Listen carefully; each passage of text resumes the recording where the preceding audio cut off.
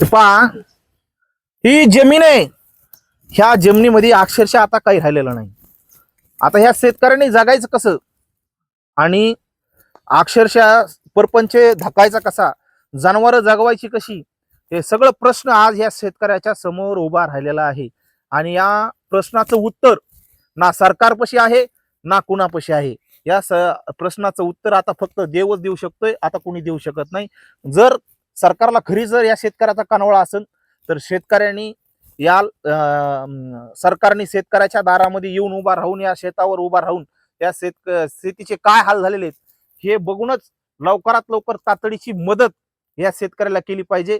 हा काल आपण जो व्हिडिओ पाहत होता त्या व्हिडिओच्या आधारे काल आपण जे व्हिडिओ बघितला तो व्हिडिओमध्ये कापूस उभा होता आणि त्याच्यामध्ये गोविंद भाऊ उभा होते. हा कापूस आहे. हा कापूस आज निस्तनाबूत झालेला आहे. याला आता काय राहिलेलं नाही, काय नाही. आता हे फार म्हणजे हे तर खडकच उघडा पडलेला आहे. मग या शेतकऱ्यांनी जगायचं कसं ही प्रश्न आहे. मायबाप तुम्हीच सांगा, कमेंट करा खाली, कमेंट बॉक्स मध्ये लिहा की तुमच्या ह्या समस्या काय आहेत, तुम्ही सांगा. या शेतकऱ्यांनी जगायचं का मरायचं. रामकृष्ण.